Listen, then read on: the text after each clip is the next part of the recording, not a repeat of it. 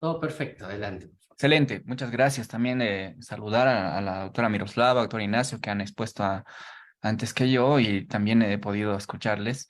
Y bueno, primero que nada agradecerle al doctor Reyle Rodríguez, nuestro presidente de la Academia Mundial de Justicia Restaurativa. Yo pues tengo mm, la misión de mostrarles un poco cómo es el tratamiento de los adolescentes y los niños acá en Bolivia, cuál es el procedimiento y las normas que se aplican. Y bueno, espero que me tengan paciencia porque voy a intentar hacerlo de una manera muy detallada, muy resumida, eso sí, pero tomándome mi tiempito, como los anteriores expositores. Bueno, yo pediría por favor que me puedan permitir compartir pantalla. Adelante, adelante, está todo Ya, habilitado. ya está, ¿no? Ya, excelente. Entonces, voy a compartir esta presentación.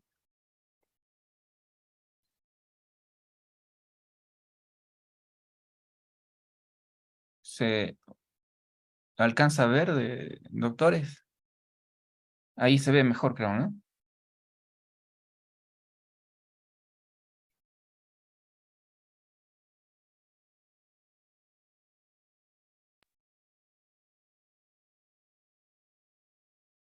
¿Se ve mejor ahí, doctores? Sí, adelante, Ya, está bien, perfecto. perfecto. Entonces, lo que voy a desarrollar es lo que se denomina justicia juvenil restaurativa en Bolivia y voy a compartirles precisamente algunas cuestiones.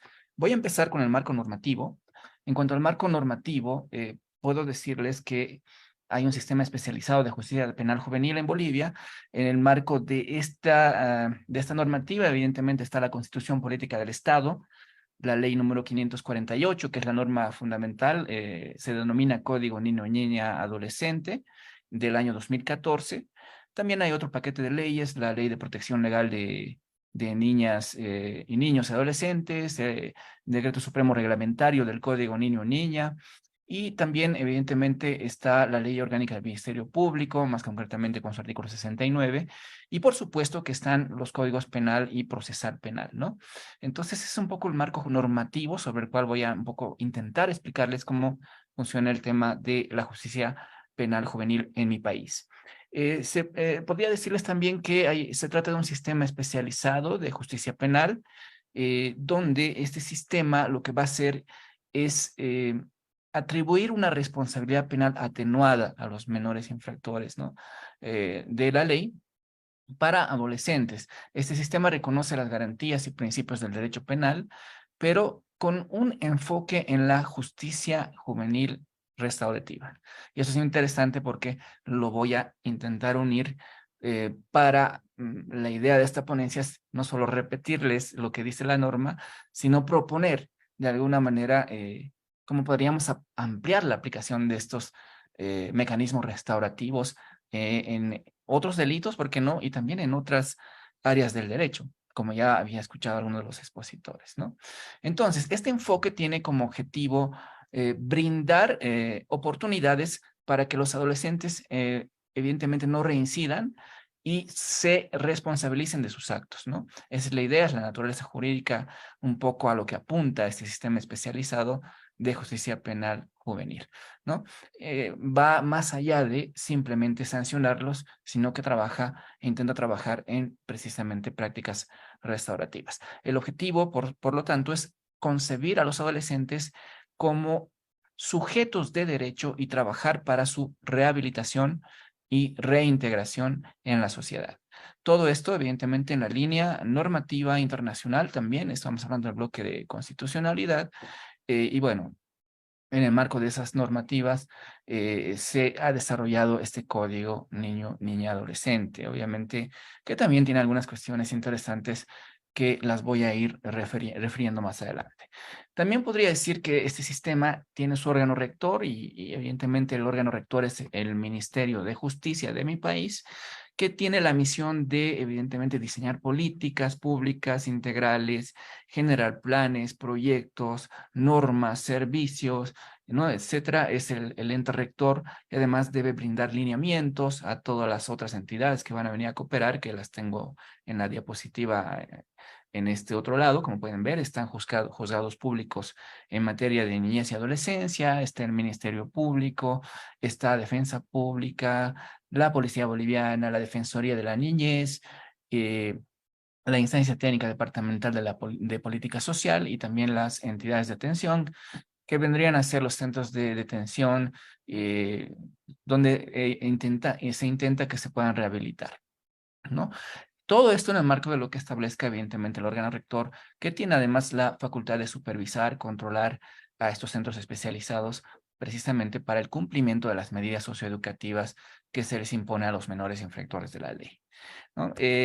También podremos decir que en Bolivia la imputabilidad se da a, primero, referir que los adolescentes de 16 a 18 años son imputables y pueden ser condenados a un máximo de 6 años en un centro de infractores juveniles, siempre y cuando ese delito tenga una pena prevista de más de 15 años. Es decir, la pena se reduce en 4/5 partes respecto al máximo penal y no se les consigna antecedentes penales, también es otra de las características.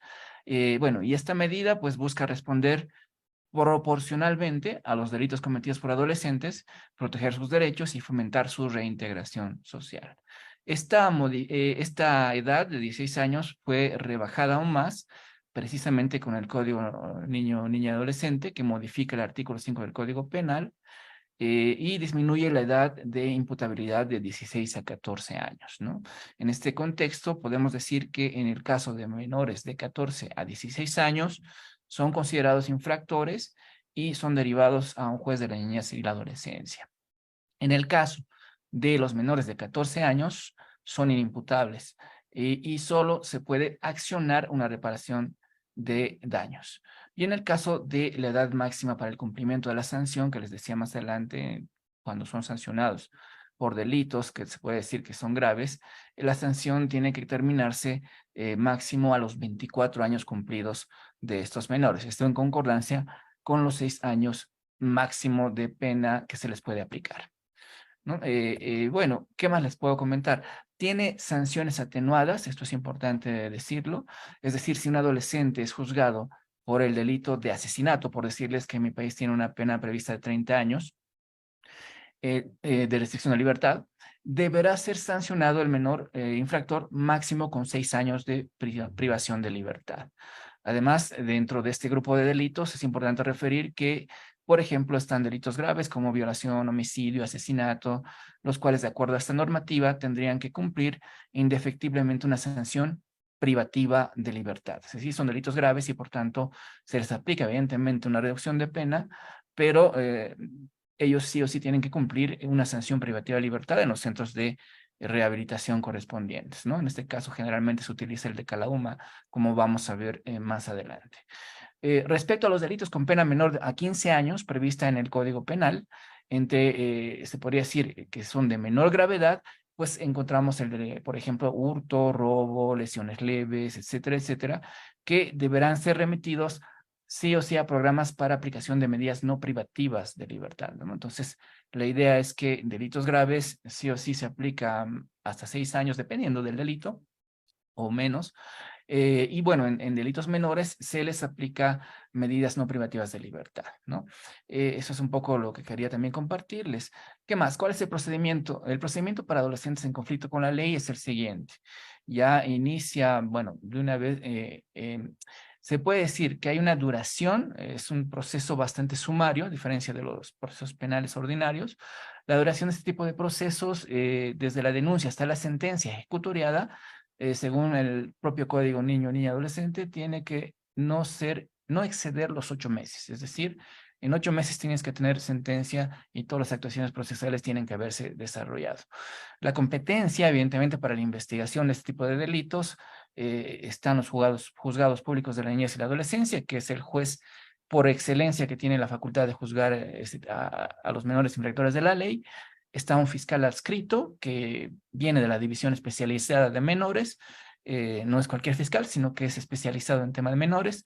Está Defensa Pública, por si acaso no tuvieran los menores infractores la posibilidad de contratar abogados, pues el Estado les otorga uno a través de la defensa pública. Por supuesto que está la policía boliviana, no especifica el código que sean especialistas en tratamiento de este tipo de delitos, pero bueno, generalmente son cualquier policía. Están las gobernaciones, los municipios, etcétera, con sus unidades especiales, especializadas, como por ejemplo la Defensoría de la Niñez y la Adolescencia, etcétera, etcétera, ¿no? Hay otras entidades de atención donde estarían los centros especiales de detención, ¿no? En este caso tenemos centros grandes y de mayor seguridad, como Caloma, y otros de menor seguridad, se podría decir, para precisamente no necesariamente menores que hayan cometido infracciones graves, bueno, que hayan cometido delitos menos graves en todo caso, ¿no? Pero eso lo vamos a ver más adelante. Un poco ese es el escenario, esa es la duración del proceso, esa es la competencia. Y bueno, vamos a ver un poco algunas diferencias acentuadas con el proceso penal común. En el caso de los menores infractores de la ley, podemos decir que tienen una jurisdicción especial, solo el juez de la niñez puede atender este tipo de casos, tiene medidas socioeducativas, que las voy a desarrollar más adelante. Además, cumplen su sanción en centros de detención especializados, ¿no? No pueden ser remitidos a los centros penitenciarios comunes. Tiene además la obligación, tanto el Ministerio Público como los operadores de justicia, de mantener en reserva las actuaciones, porque precisamente se tratan de menores de edad, ¿no? Las actuaciones investigativas, etcétera, etcétera. Además, los antecedentes penales y policiales también son reservados y no pueden ser difundidos ni publicados, salvo un auto motivado del juez de la niñez y la adolescencia. Además, otra de las diferencias es que las penas atenuadas a 4/5 partes respecto al máximo penal. Como han visto ustedes en el ejemplo, en un delito que tiene máxima pena, como el asesinato, 30 años, solamente se les aplica 6 años de cárcel. Otra de las diferencias es cuando la pena es superior a los 3 años, corresponde sí o sí internamiento en un centro especializado de detención. Y bueno, finalmente podría decir que para delitos cuyo máximo penal está entre 15 y 30 años, en la ley penal la sanción deberá cumplirse en un centro mucho más riguroso, como les decía, como es el de Calauma. Bueno, en cuanto a las medidas cautelares, bueno, si esto va a un juicio, se desarrolla tal cual el proceso penal común, se hace una audiencia de medidas cautelares, evidentemente va a acudir el menor infractor con la presencia de su abogado, en el caso del abogado que le sigue en la defensa pública, y el juez de la niñez puede decretar las siguientes medidas. Obligación de presentarse periódicamente ante la autoridad jurisdiccional correspondiente, por ejemplo, someterse al cuidado de una persona mayor que no tenga antecedentes penales, que también es otra de las medidas que se le puede aplicar.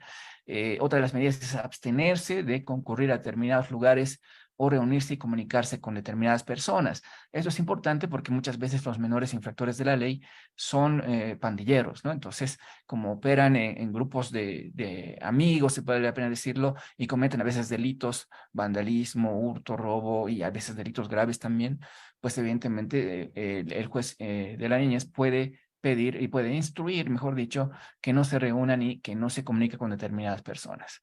Además, puede revocar la libertad si es que se incumplen estas medidas cautelares y ordenar que se cumplan en el centro de detención correspondiente hasta que se garantice que están cumpliendo evidentemente con las medidas que está imponiendo la autoridad judicial en este caso, ¿no? Pues un poco resumido lo que les podría decir. Y bueno, hay una característica también interesante, por ejemplo, en delitos menores, si vale la pena decir, o delitos que tienen relación, por ejemplo, con la propiedad, si, digamos, sus familiares o el mismo menor infractor repone lo que, por ejemplo, se robó, si se robó, por decirles dinero, si repone el dinero, tanto él o sus familiares, el proceso penal tiene que cerrarse inmediatamente porque ya se habría cumplido con la reparación del daño ocasionado, por lo menos en temas de menor, bueno, delitos de menor jerarquía, se podría decir, ¿no?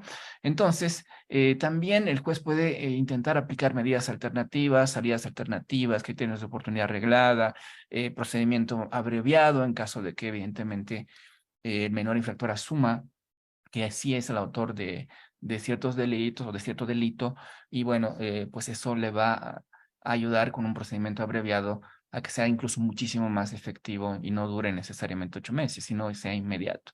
Puede internarse también, puede intentarse también la conciliación, pero solo hasta antes de dictarse la sentencia, ¿no? Entonces es un poco también otra de las características de este tipo de procedimiento.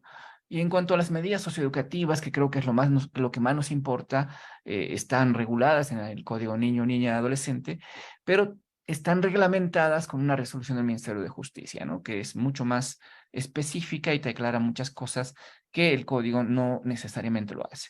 Entonces, voy a pasar a decir que las medidas socioeducativas tienen la finalidad de educar y reintegrar al adolescente mediante actividades que buscan su pleno desarrollo, y además sus capacidades, el desarrollo de sus capacidades, así como la adecuada convivencia con su familia y su entorno. Estas medidas socioeducativas son de 3 tipos. Se da en libertad, se da con restricción de libertad y se da con privación de libertad cuando el juez dicta sentencia imponiendo una medida socioeducativa, ¿no? Entonces, las voy a desarrollar más adelante, pero es un poco esa es la naturaleza jurídica de estas medidas que intentan la rehabilitación, la reinserción social de los menores.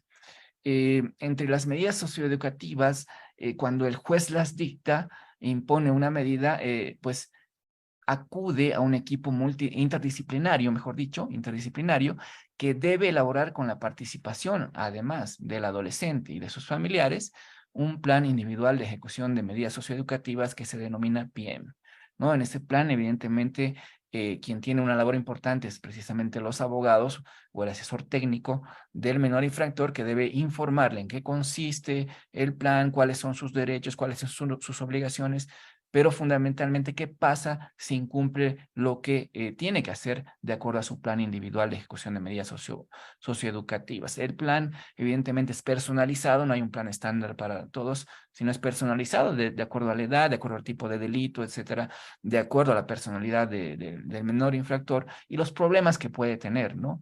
Porque si están delinquiendo, pues evidentemente que tienen una serie de problemas incluso familiares, incluso de relacionamiento, incluso de pandillas, etcétera, etcétera. Entonces, este PIEM es individualizado y es desarrollado por un equipo interdisciplinario, ¿no?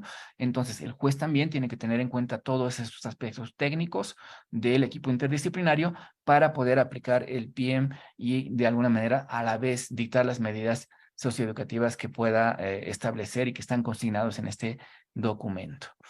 ¿Qué más? La duración de las medidas socioeducativas.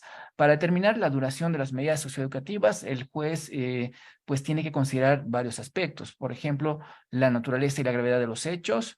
Debe considerar también el grado de responsabilidad del adolescente.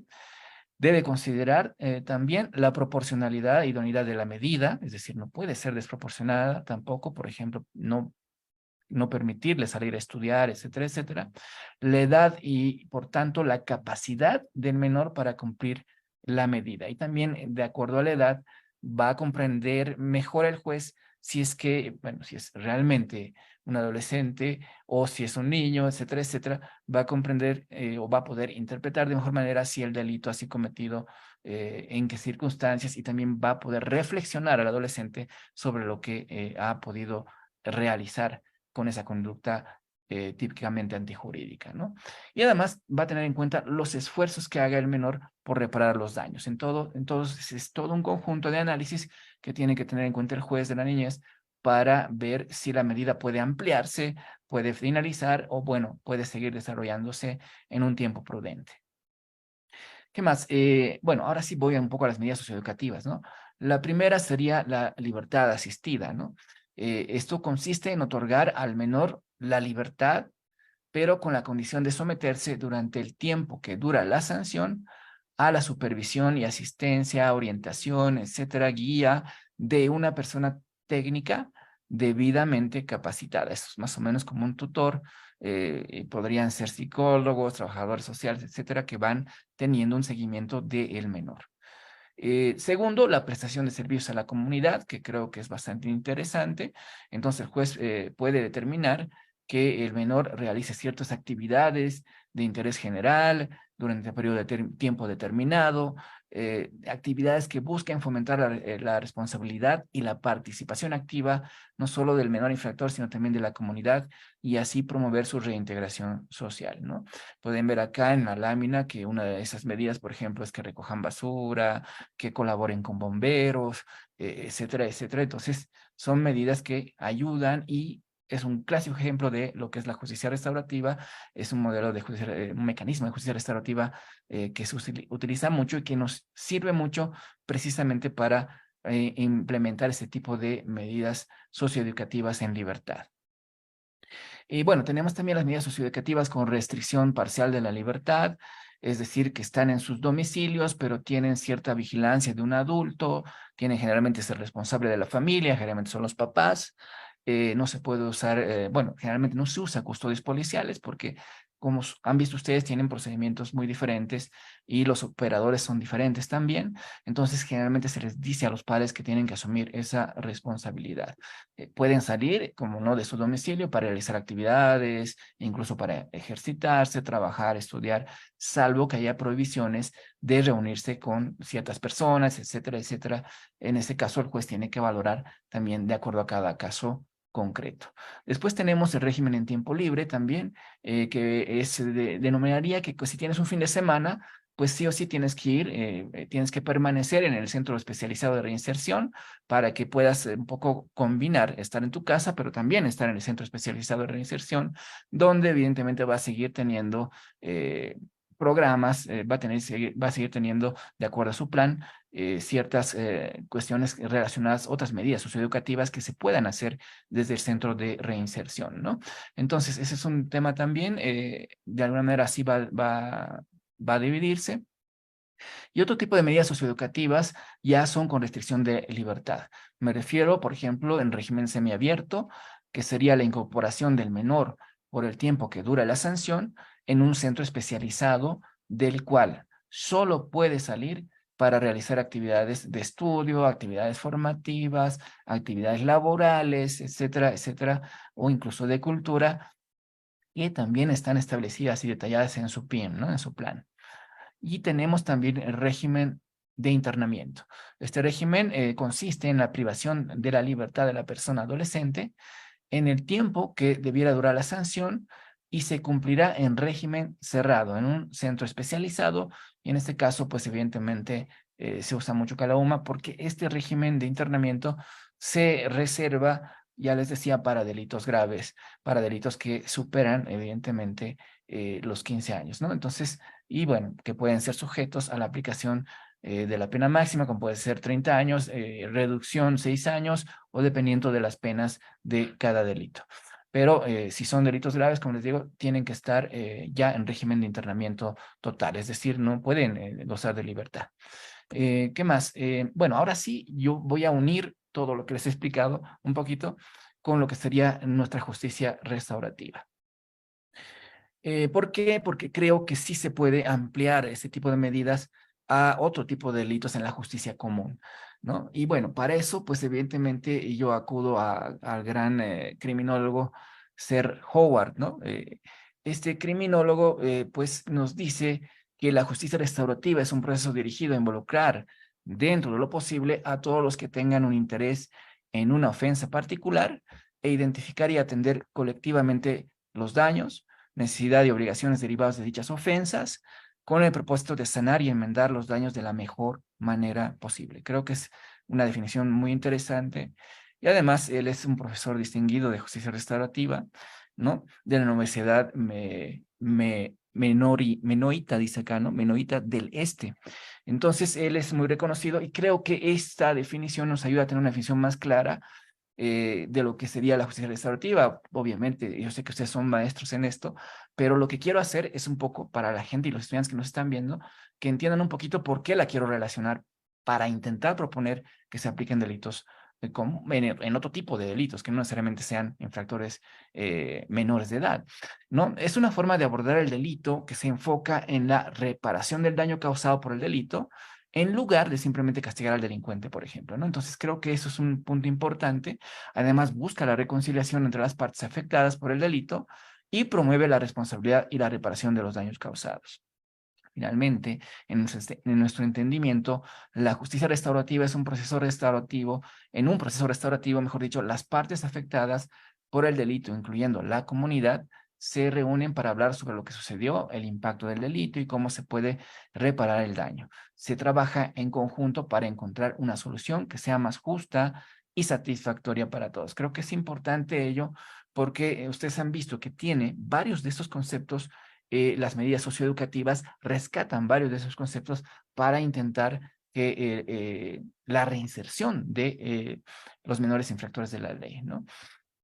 Y bueno, si vamos a hablar de algunas diferencias con la justicia retributiva también, precisamente para intentar proponer esa tesis de que pueda aplicarse a otro tipo de delitos y también de sujetos activos, se podría decir, pues entonces podemos decir que una de las principales diferencias es la finalidad, porque la justicia retributiva se centra en castigar al delincuente por el delito cometido, ya lo habíamos dicho, mientras que la justicia restaurativa busca reparar el daño causado a la víctima y a la comunidad afectada. Además, busca promover la responsabilidad del agresor y prevenir la repetición del delito.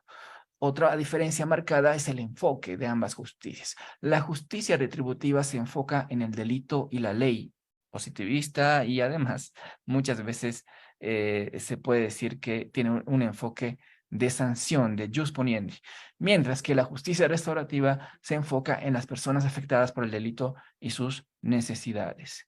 Una tercera diferencia con la justicia retributiva sería la manera de resolver el conflicto. La justicia retributiva implica un proceso legal formal en el que el acusado es declarado culpable o inocente y recibe una sentencia, mientras que la justicia restaurativa implica un proceso más colaborativo y flexible en el que todas las partes afectadas tienen la oportunidad de participar en la resolución del conflicto. Una diferencia marcada también son los actores. En la justicia retributiva, lo principal siempre y los actores fundamentales son abogados, jueces, policías. En cambio, en la justicia restaurativa, todas las partes afectadas se involucran, incluyendo la víctima, el agresor, la comunidad, incluso equipos interdisciplinarios, como han podido ver, para que tengan la oportunidad de participar activamente en la resolución del conflicto y lograr la reinserción de la persona que ha cometido el delito, ¿no?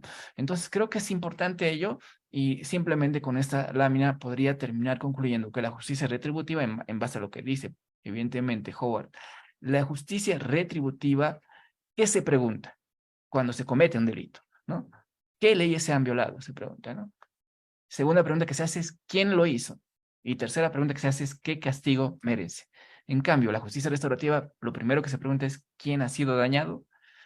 La segunda pregunta que se hace es ¿cuáles son sus necesidades? Y la tercera pregunta que se hace es ¿quién tiene la responsabilidad de atender esas necesidades? Creo que son diferencias marcadas y el enfoque para delitos que no sean graves, como les digo, puede servir para intentar descongestionar el sistema penal en Bolivia. Finalmente, ya cerrando, yo sugiero lo que les decía antes, despenalizar algunos tipos penales porque todo lo hemos penalizado en Bolivia.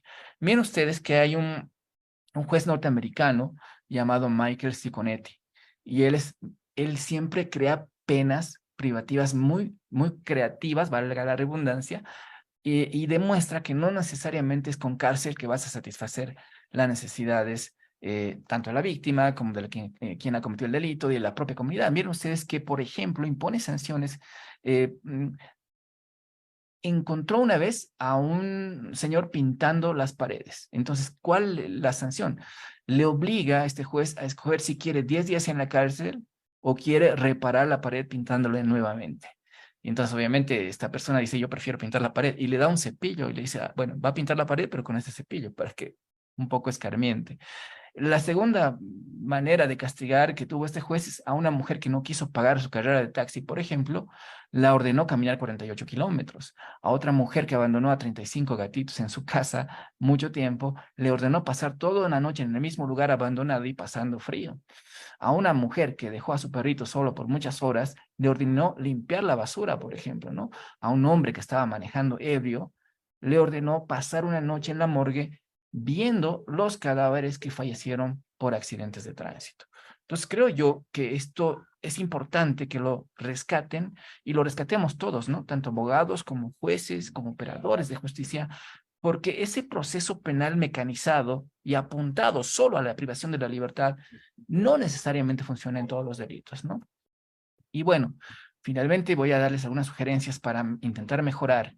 Por ejemplo, las instituciones que realizan servicios a la comunidad deben necesariamente hacer convenios con los centros especializados para que así podamos ayudar a los menores en conflicto con la ley a tomar conciencia de sus acciones de la mano de la comunidad. Me estoy refiriendo, por ejemplo, hay varios albergues acá de mascotas, porque los perritos abandonados en mi país es una vergüenza, es realmente alarmante la cantidad de perritos que tenemos en situación de calle.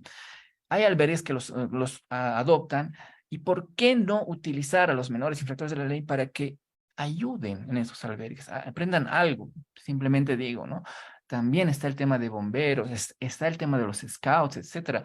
Si no ocupas la mente de los jóvenes con cosas productivas, creo que es muy difícil que ellos entiendan finalmente cómo pueden reparar a la comunidad y cómo pueden reparar a la víctima de un delito. Creo que hay que trabajar en esos convenios y está abierta, ahí está los centros especializados, y estas entidades tienen que acercarse y poder materializar. Así vamos a tener varios infractores de la ley, por ejemplo, limpiando basura, haciendo cosas productivas, ocupando su mente y su tiempo, ¿no? La segunda sugerencia, la justicia restaurativa debe ser una nueva asignatura en las facultades de derecho. Eso es fundamental, porque hay un desconocimiento general de lo que es la justicia restaurativa, y lo que va a pasar es que el Ministerio de Justicia va a hacer una resolución muy técnica, muy interesante, pero uno, que nadie la conoce. Dos, que está oculta porque no se puede acceder a esa información, ¿no? Entonces, creo que en vez de regular cosas como la justicia restaurativa en una resolución, las medidas socioeducativas, debió haberse difundido esta norma primero, y dos, tiene que hacerse una asignatura, porque si tú formas a los abogados, futuros abogados, solamente con una mentalidad punitiva del derecho y no les das las herramientas para que piensen en la manera de restaurar el derecho, pues evidentemente va a seguir siendo un sistema de jus poniendi total, un sistema paternalista, un sistema invasivo y un sistema que no funciona, porque vuelvo a decirles, no termina de funcionar. Entonces creo que a la par de enseñarles qué es el delito, qué es la pena, qué es la antijuricidad, qué es el dolo, qué es la culpa, tenemos que enseñarles qué es justicia restaurativa y cuáles son los mecanismos de justicia restaurativa para garantizar un derecho penal más humano. Es lo que dice, por ejemplo, en la puerta del Ministerio Público de mi país, ¿no? Uno está entrando y dice, queremos un derecho penal más humano, pero lo último que es más humano, por si acaso, ¿no? Porque realmente las condiciones en las que están los centros penitenciarios, les doy rápidamente algunos datos. Miren ustedes, de 46 recintos carcelarios, estoy usando datos de la Fundación Construir, el informe del estado de situación de la justicia del año pasado. Dice, de 46 recintos carcelarios en Bolivia, 20 urbanos y 26 rurales, con la capacidad de albergar 7.549 personas privadas de libertad, hemos llegado a una población carcelaria de 18.676 personas. Es decir, tenemos una sobrepoblación de 247%. Estamos después de Haití y después de Guatemala. Imagínense ustedes, ¿no? Entonces, eso nos tiene que llamar a la atención. Tenemos 65.76% de la población privada de libertad que no tiene condena. Y además, el 2021 ha cerrado con 108 feminicidios. O sea, imagínense ustedes, ¿no? Entonces, el sistema penal tal cual está, de verdad que no funciona. Y eso que no me estoy dando el tiempo de hablar de la corrupción, de la injerencia política, porque tendría que estar toda otra hora para hablarles de ello. Y bueno, a algunos les va a molestar mucho esos temas porque están muy cómodos con el sistema. No quiero distraerles con eso, pero sí quiero hablarles de que deberíamos hablar de una nueva manera de enseñar el derecho y también de aplicarlo en cuanto tú litigas en el proceso penal, por ejemplo, ¿no? Y bueno, vuelvo a decirles, podríamos intentar aplicar prácticas restaurativas en la justicia ordinaria, en delitos de menor gravedad, para que esta escandalosa cifra de alguna manera vaya reduciéndose, porque gran parte de los detenidos que no tienen condena, etcétera, y que están hacinados, viviendo unos sobre otros en las cárceles, incluso con sus niños, pues han cometido delitos menores, ¿no? Entonces, ¿por qué no aplicar una justicia restaurativa que les ayude a intentar reparar el daño junto con la comunidad? Y después el tema de los medios de comunicación, eso es importante. En el caso de los medios de comunicación, yo pienso que también a la par de mostrar personas jóvenes detenidas y decir, ah, violó a tal persona, hizo tal cosa, esa crónica roja que nosotros vemos todos los días, no solo en los medios de comunicación, en redes, etcétera, a la par, los medios de comunicación tienen que tener la responsabilidad, la decencia, la dignidad y la formación de mostrar también que hay ciertos jóvenes que han cometido delitos, pero que han logrado rehacer su vida, rehacer su proyecto de vida.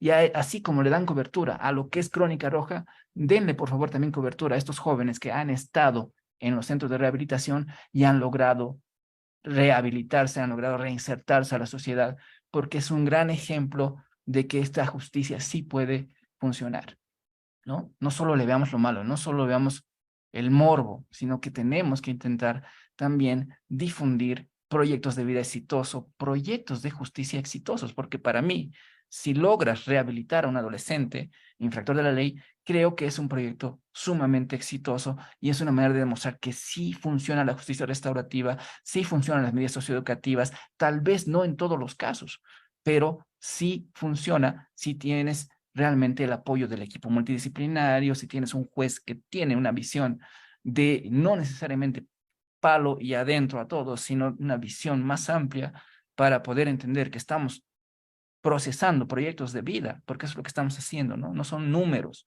no son datos nada más, son proyectos de vida que muchas veces requieren la mirada del juez de lo social, no solamente lo jurídico. El juez tiene que saber cuál es la situación social de un país desde mi punto de vista, cuál es la extrema pobreza que hay o no hay, en qué situación está el trabajo formal e informal, porque muchos delitos se cometen porque no hay trabajo en este país.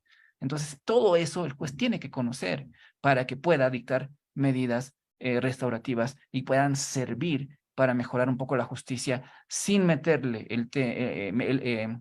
el enfoque a todo lo que ya se ha dicho, como por ejemplo la politización, la injerencia política, la corrupción, el cuoteo, etcétera, etcétera.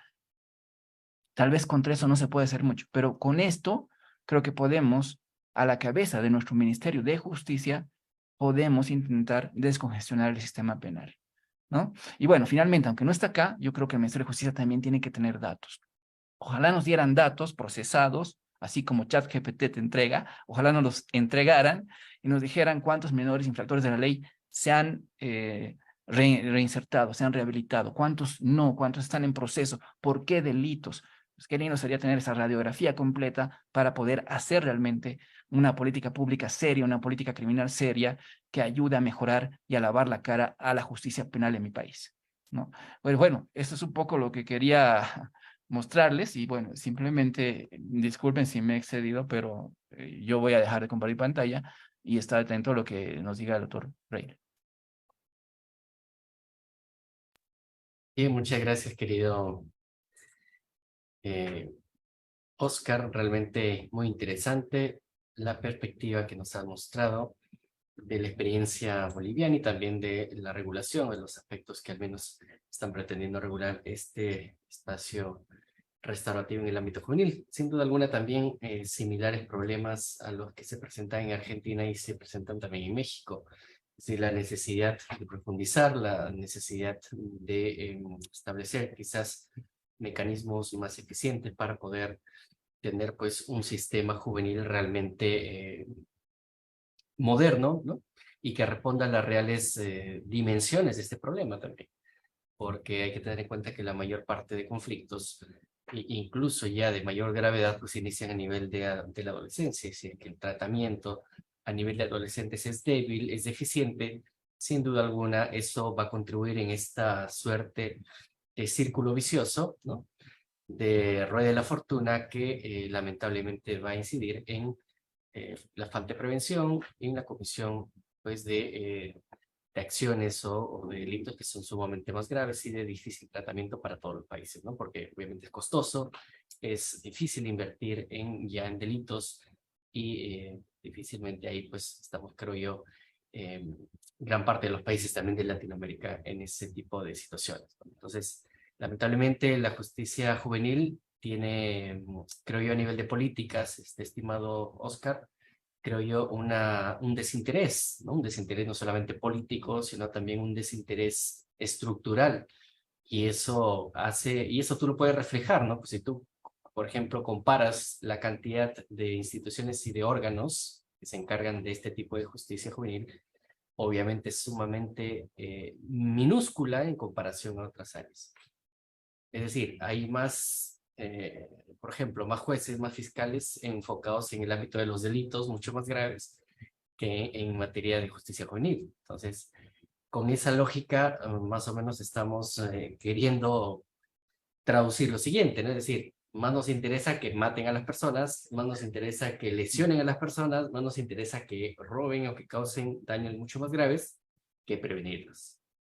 Cosa que solamente se puede hacer de una manera mucho más eficiente a nivel del espacio juvenil. Entonces, esa es la lógica, ¿no? Lamentablemente. Entonces, la justicia juvenil, pues, creo yo, tiene mucho trabajo por delante y creo yo espacios como estos y gracias a tu experiencia, a tu participación y también a toda la información que nos has proporcionado esta tarde en tu conferencia, nos ha ayudado y nos ayuda pues a hacer esta comparación y también a ver las necesidades que tenemos nosotros como países con similares problemas, ¿no?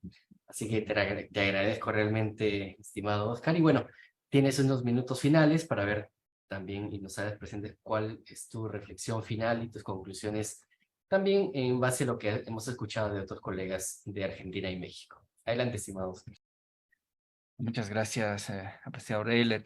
Sí, a mí me encanta tener este tipo de interacciones porque podemos ver realmente que tenemos problemas comunes, ¿no? Somos muy parecidos. Yo creo que Latinoamérica es una región muy poderosa, pero lamentablemente a veces muy desunida, muy politizada, muy tendiente a lo voy a resumir de una manera que la anterior vez posteaba algo relacionado al no importismo en temas académicos, no sé si te acuerdas, pero lo que voy a decir es que estamos muy acostumbrados al fútbol, la farándula y bueno, la joda, como se podría decir, con las disculpas del caso.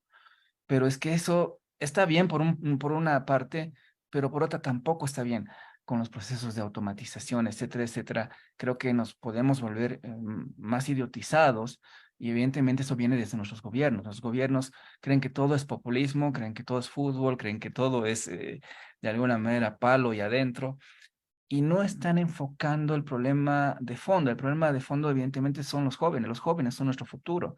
Gracias a los jóvenes vamos a poder tener en algún momento una nueva oportunidad, espero, y por eso hay que trabajar con ellos, no solo en mecanismos restaurativos, no solo en justicia penal juvenil restaurativa, hay que trabajar desde el punto de vista de la educación, de la formación, y por eso es que muchos nosotros nos dedicamos a dar docencia, porque tenemos esperanza de que en algún momento ellas van a ser los futuros juzgadores, van a ser los futuros fiscales, van a ser los futuros abogados, y bueno, van a resolver casos muy difíciles.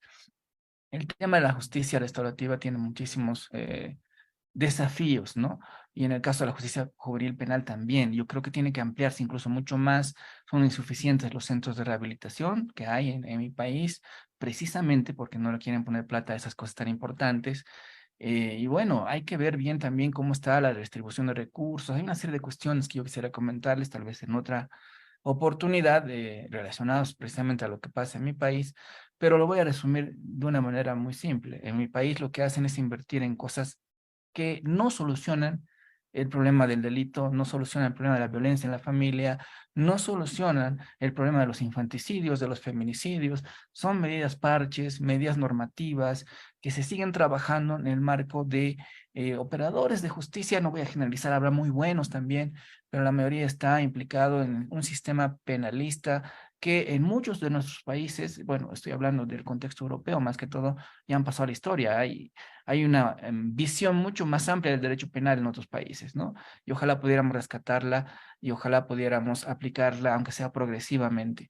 Yo agradezco mucho el espacio y bueno, siempre estoy para servirles y bueno, también invitarles, pronto vamos a estar lanzando un webinar sobre el caso Brisa de Angulo versus Bolivia el próximo viernes. sentencia de la Corte Interamericana de Derechos Humanos que voy a tener el honor de poder analizarla y compartirla con todos los que quieran seguir. Es un caso de violación, por si acaso. Entonces, que ya generó responsabilidad internacional del Estado, ¿no? Y bueno, otras actividades que en conjunto vamos a estar haciendo con la Academia Mundial de Justicia Restaurativa a cargo de nuestro distinguido presidente, doctor Reiler. Muchísimas gracias, doctor Reiler. Muchas gracias, estimado Oscar.